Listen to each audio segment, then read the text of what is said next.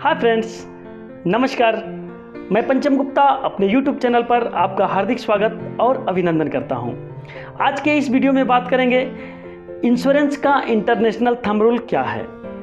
Insurance के इस international thumb rule को जानकर आप अपने इंश्योरेंस कैरियर को, इंश्योरेंस एजेंसी को बहुत ऊंचाई पे ले जा सकते हैं और आपको ज़रा सा भी कभी भी घबराहट नहीं होगा, कभी भी परेशानी का सामना नहीं करना पड़ेगा और कभी भी आप अपने इस LIC एजेंसी कैरियर से, इंश्योरेंस एजेंसी कैरियर से परेशान नहीं होंगे। कभी निगेटिविटी आपको छू नहीं पाएगी। आगे बढ़ते हैं मित्रों। इससे पहले मैं आपसे आग्रह करता हूं, वीडियो को लाइक कर दीजिए, फटाफट चैनल को सब्सक्राइब कर दीजिए और साथ ही साथ हमारे साथ वीडियो के आखिरी तक बने रहिए। वीडियो अच्छा लगेगा तो अपने साथियों में शेयर भी कर दीजिएगा। मित्रों, इंश्योरेंस का इंटरनेशनल थंब रूल है कि आपको 1/10 यानी कि 1/10 लोग ही आपसे पॉलिसी करा पाएंगे। इसका मतलब हुआ कि अगर आप 10 लोगों से मिलते हैं तो आपको 1 लोगों का बीमा करने का सौभाग्य मिल सकता है। वो कैसे? इसको हमारे सर बताते हैं कि अगर आप किसी के कार्यालय में गए और वहाँ आपको बैठना पड़ा, अगल बगल कोई स्टाफ नहीं दिख रहा है, सर ने फ़ोन करके बोल दिया कि आप हमारा इंतज़ार कीजिए, मैं अभी आ रहा हूँ। थोड़ी गर्मी होने की वजह से आपको लगा कि फ़ैन चलाया जाए। जैसे ही आपका फ़ैन पे निगाह पहुंचा, आपने स्विच दबाने की सोचा। स्विच ऑन करने के लिए आप अपने चेयर से उठे, बोर्ड तक पहुंचे और बोर्ड को जैसे ही ऑन किया, बटन खट, लेकिन फ़ैन नहीं चला। फिर दूसरा बटन आपने दबाया, खट, फ़ैन नहीं चला। तीसरा बटन आपने दबाया, खट, फिर भी फ़ैन नहीं चला। आप कब तक बटन दबाएंगे? आप तब तक बटन दबाएंगे जब तक आपका फैन चल ना जाए। 5वीं बटन, 6वीं बटन, अंततः एक ऐसा बटन होता है जिससे हम दबाते हैं और फैन चल जाता है। एक अनजान बोर्ड को हम नहीं समझ पाते हैं कि उसमें कौन सा बटन फैन का है। हम तब तक दबाते रहते हैं जब तक कि हमारा फैन चल ना जाए और जो बटन से फैन नहीं चलता है फिर हमें वापस उसको ऑफ कर देना होता है। अब आप समझिए आप इस चीज़ को कि हम फील्ड में जाते हैं, फील्ड में लोगों से बात करते हैं, लोगों से चर्चा करते हैं, किसी का फ़ैन ऑन होता है, किसी का फ़ैन नहीं ऑन होता है। किसी बटन से फ़ैन चलने लगता है, किसी बटन से फ़ैन नहीं चलने लगता है। कहने का आशय है कि कोई आदमी कहता है कि हाँ मैं इंश्योरेंस कराऊंगा, कोई आदमी कहता है नहीं मुझे इंश्योरेंस की ज़रूरत नहीं है। लेकिन इस इंटरनेशनल थंब रूल से ये पता चलता है कि अगर हम 10 लोगों से पूछते हैं तो एक न एक कोई ऐसा बंदा मिलेगा जो कहेगा कि हाँ मैं बीमा करवाऊंगा। अब वो 10वां होगा, 9वां होगा, 5वां होगा, दूसरा होगा या पहला ही होगा, ये पता नहीं है। अगर यही पता होता तो शायद हम उसी व्यक्ति से पूछते जो इंश्योरेंस कराने वाला है। हाँ, ये अलग बात है कि हमें पता तो होता नहीं है लेकिन हम प्रयास करते हैं। और जो लोग कंटिन्यू लगे रहते हैं, जो लोग इस नियम को जान गए हैं, जो लोग अनुभव से इन चीज़ों को समझ चुके हैं कि हमें 10 में से 1 लोग ही मिलने वाले हैं, तो बाकी के 9 लोग ना कहते हैं, इसका मुझे किसी प्रकार का मलाल, किसी प्रकार का दुख या किसी प्रकार का टेंशन नहीं होने वाला है, क्योंकि 10 में से 1 ही मिलने वाला है।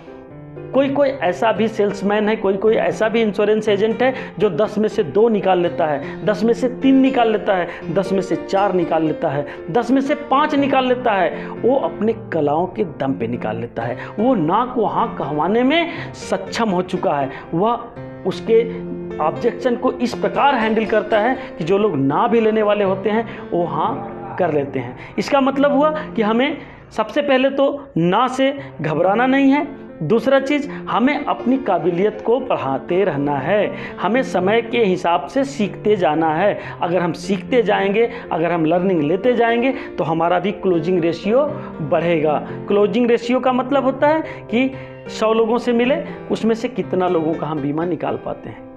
10% के हिसाब से 100 में से 10 निकलना चाहिए। लेकिन ऐसे भी सेल्समैन हैं, ऐसे भी इंश्योरेंस एजेंट हैं जो 100 लोगों से मिलते हैं तो उसमें से 25, उसमें से 30, उसमें से 20 ऐसे करके बीमा निकाल लेते हैं। इसका मतलब कि उनका क्लोजिंग रेशियो हाई है। क्यों हाई है? क्योंकि उन्होंने लर्निंग लिया है, उन्होंने अनुभव लिया है, वो लगे रहे हैं, वो ज़्यादा फील्ड में समय दिए हैं, वो ज़्यादा सीखे हैं, ज़्यादा ऑब्जेक्शन को हैंडल करते हैं, या ज़्यादा लोगों से मिलने के बाद उनका तजुर्बा बढ़ गया है।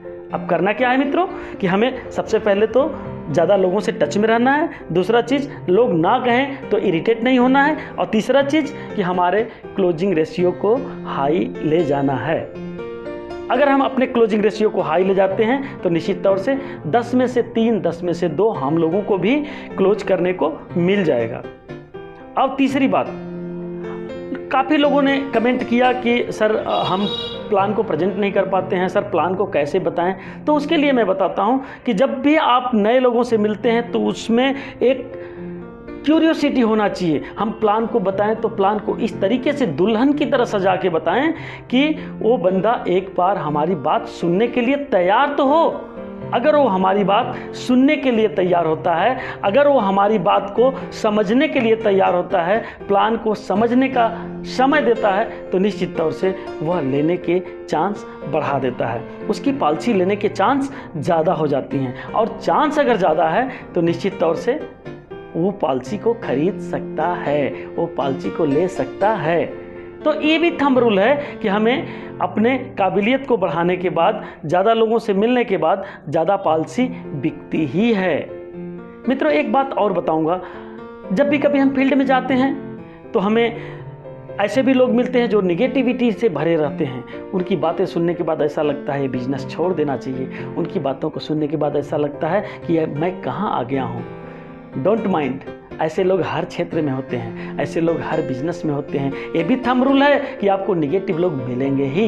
ये भी थंब रूल है कि उनकी बातों से आपको इरिटेट या गुस्सा आएगा ही। आपको लगेगा कि मेरा प्रोफेशन, मेरा व्यवसाय, मैं गलत जगह पे हूँ, ऐसा लगेगा। बट डोंट माइंड, इसको दरकिनार करिए, इसको फॉरगिव कर दीजिए, इसको भूल जाइए। ऐसे लोग मिलेंगे, ये इंटरनेशनल थंब रूल है कि हर बिजनेस में आपको ऐसे लोग मिलेंगे जो आपकी भावनाओं को आहत करेंगे, और इससे जरा भी घबराना नहीं है। ये भी थंब रूल है।